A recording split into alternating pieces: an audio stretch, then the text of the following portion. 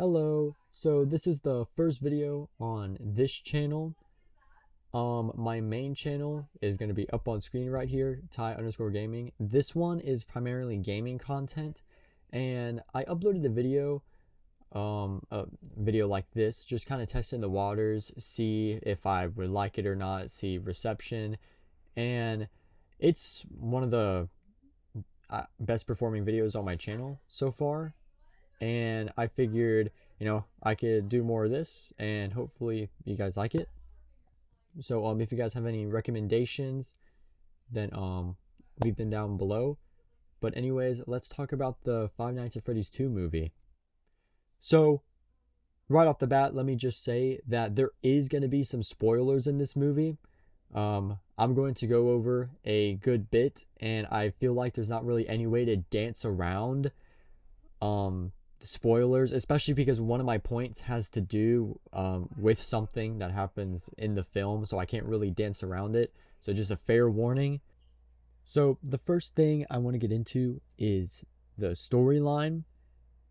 So it starts off talking about the marionette and how the marionette came to be and all that, and right off the bat it's just kind of weird how it's set up, and I'm not too into the know on FNAF lore, but it starts off and the spirit of the marionette is like going around talking to people. I think her name's Charlotte, and it's like, oh, a boy just got dragged back there, boy just got dragged, and everyone's just like, get away from me, stop bothering me. And it's just like, okay, that's kind of weird. Like, I feel like that could have been written in better, but I'm not a movie director or anything, and I don't know if it's like that in the lore. It might just, I don't know, it might just be one of those things where like it works well in a game, but whenever it's actually like in a movie form like this, where like story matters a bit more, then it just kind of falls all apart.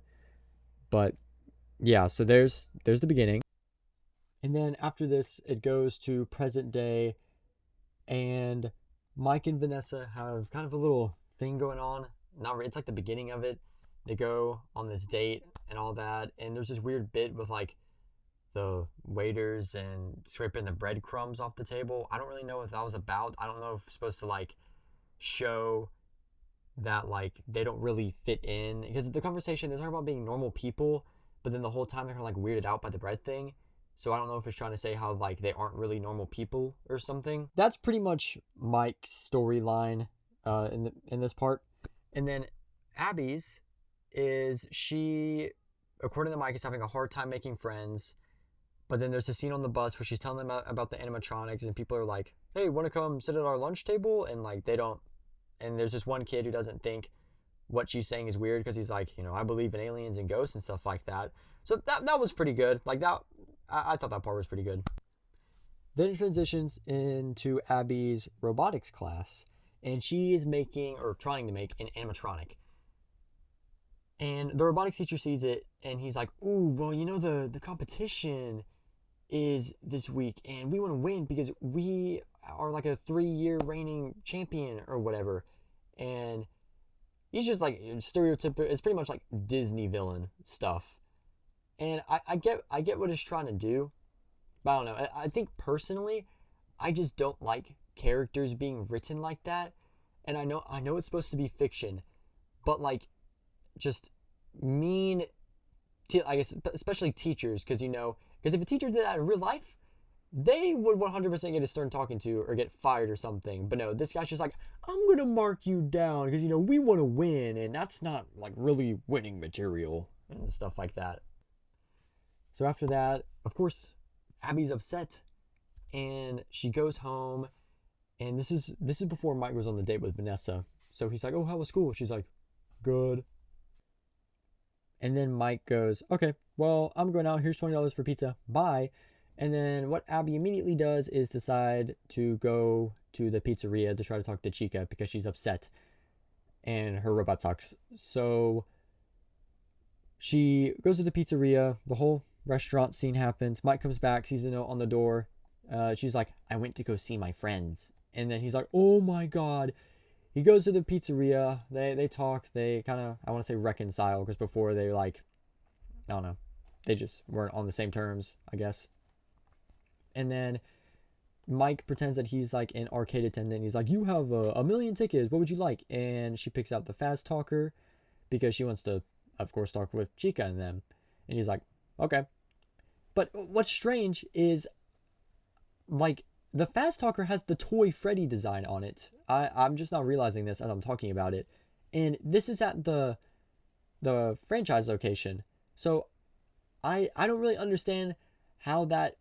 I don't know if this was just an oversight or something, but that's kind of odd. And then it cuts to these like ghost hunter people for a TV show, and they pull up to the main location of this movie, which is the original location with all the toy animatronics and stuff. And they go there, and they're like, "Oh, hey, are you the security guard?" And it turns to the security guard for the place, and they say it's Mike, and then that pans to him, and it's not the Mike from the movie. He's like, "Yeah, I'm Michael." And so I know this much about the FNAF lore, that there's a Michael Afton, and people were kind of like, what the heck, whenever Mike Schmidt wasn't actually Michael Afton. So now Michael Afton is introduced to the story.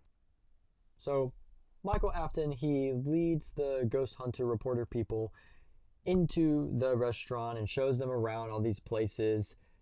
And the TV reporter people are like, "Wow, this is the best episode we've had left." And then they just all just split up.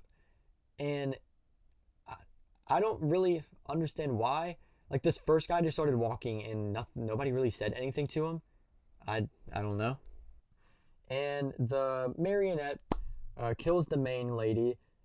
And this is another thing. Whenever I was in the theater, I don't know if every theater was like this, but like the scary parts, like the jump scare parts and all that, it was so loud, like unreasonably loud. Like I know, like, you know, some of that is like really loud to make you go like, "Oh man, that's scary." But it was like ear-piercingly loud at my theater. I don't know if that's a universal thing or not. So then it goes back to Mike and Abby, and they're leaving the restaurant. And I'm going to be honest, this part's a little bit foggy, but if I remember correctly, Mike's leaving, and he's like looking at this bulletin board, and there's this piece of paper, and it's like, if you have information on Charlotte, which is the marionette, or yeah, the child spirit of the marionette, then please call this number. And Mike's like, "I don't remember this." So then he pretty much gets into an argument with Vanessa, because he's like, "Why didn't you tell me more kids were killed at your dad's restaurant?" And all this. And Vanessa's like, "Well, I didn't think it was important, and I want to put this all behind us. But I mean, I don't really know how you can put behind your serial killer father killing someone after this same person just helped you with like 4 or 5 other children's spirits." I don't know. That part was also kind of weird. Didn't really make sense to me. So then after that,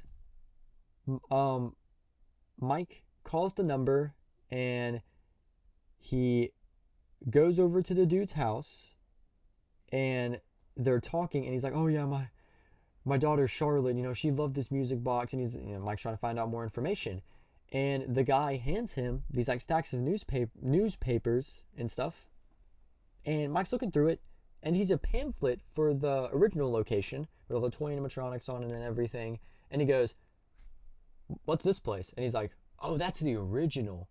And he was like, "Wait, so the other one's not the only one?" He's like, "No, that's the franchise location." And so he's like, "Oh crap." And while this is happening, Abby's friends, I say that with air quotes, are talking to her over the fast talker, and she thinks it's them. And let me reiterate that some things are still kind of foggy. And also, at this point is where things kind of get jumbled together, because the story, at least to me, is moving at like 1,000,000 miles per hour, and there's so many different things happening, which is one big issue I have with the movie. Is it just feels like there's 15 quintillion things happening, and they're trying to shove all of it into this movie, and I just don't think it works. Anyways, Abby is lured to the original location where she meets with Toy Chica, and again, it's actually the marionette like pretending to be Chica, because it's mentioned earlier. It's like, oh, the marionette has wireless communication with them. So Toy Chica helps Abby fix her animatronic, and she then goes to the robotics competition, and she's like, oh, look, I finished my robot in time. And the robotics teacher was like, oh, well, I thought you weren't coming. Well, here, yeah, we can put your thing right over here. And then he does like a whoops and just spills it, like, or not spills it, he just drops it on the floor, where the robot proceeds to break into a billion pieces. And then at this point, Vanessa is realizing what's going on because Mike mentions it to her, and she's like, oh crap, because Vanessa was actually friends with the child spirit that is inhabiting the marionette. So she goes there to try to put a stop to all this. She gets captured, and Abby's there, and they're like, oh, well, we're going to kill her. And so they make Vanessa give them a password where the animatronics can then leave the restaurant. And then, as if the story wasn't already moving at a million miles per hour, it gets crazy, because then the animatronics leave, and then Mike goes there to try and get Abby, and then this part makes no sense to me. So Vanessa knows how the computers work, okay? And Mike's there, and his whole thing is about getting Abby back, making sure she's safe, right? Well, they have the bright idea for Mike to be like, oh no, let me stay with the computers, and you go look for Abby and all that, which makes zero sense to me in my eyes. But like, I understand why they did it, because, you know, Mike's the night guard and Vanessa's not. That's the whole reason why they did it. But just the whole way it was executed made no sense. And literally, I'm pretty sure anything else would have made more sense than how it happened. So I'm going to stop right there with the story. I don't want to say the whole entire plot. That's about half, I would say half the movie right there. Now next, I want to get into the acting. The acting was comically bad at some parts.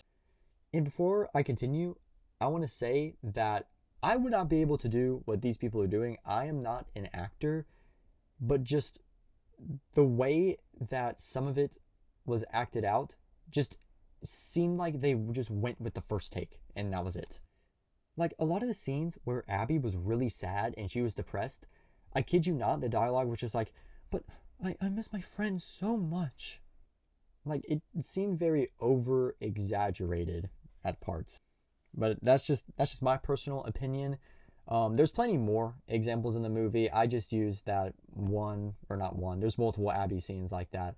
But there's also some like side character scenes where that happens. And I mean, just watch the movie. You'll know exactly what I'm talking about. And that leads into my next topic, which is going to be the fan reviews versus the critic reviews. Now, as a critic, I can see how this movie is terrible. I can see that. But I can also see how, from an audience standpoint, like let's say you're just a Five Nights at Freddy's fan, I can see how this is an amazing movie. I see both sides, and I can agree with both sides. Like, the movie, I'm not gonna lie, was really bad at some parts. And again, like the first 10 minutes of this video, like, is about how the plot is just going super, super fast and doesn't make any sense at parts. And how the acting was subpar in areas as well. I can see that, but I can also see how they were very careful with the details they added for the fans that really made the movie good in a lot of aspects. And at the end of the day, you're watching the Five Nights at Freddy's 2 movie. You're not watching like The Godfather or The Shining or something like that. It is Five Nights at Freddy's. Now, this last part, I want to go back to the film's plot and talk about the setup for the next movie. So at the end, the original animatronics that are Abby's friends, they come and save the day, and they start breaking down and all that. And Abby's like, what's happening? And Vanessa goes, oh, well, they aren't supposed to be out of the restaurant. And then they all just kind of like die pretty much. And this is probably going to set up the Phantom animatronics. But what I don't know is how they're going to like move them back to the location and then like just let them burn essentially, because it's public knowledge, we learn at the end of the movie, that they're gonna burn down the franchise location. It's I say end of the movie, but it's really the post-credit scene. And in that scene, we also see Springtrap for the first time. So it's 100% setting up all that. But what I'm curious about is how this whole marionette storyline is going to be carried over. Because it was never resolved, because the marionette took over Vanessa at the end of the movie. It might lead to her becoming Vanny or something. I don't know. And then, as far as I can remember, I don't think Michael Afton got arrested or anything. Like, that dude just kind of, like, knocked him down on the ground, and then that was it. He was, like, defeated, I guess. But, yeah, that's going to pretty much wrap up my thoughts on the Five Nights at Freddy's 2 movie. I hope you guys have a good day or night wherever you live, and bye-bye.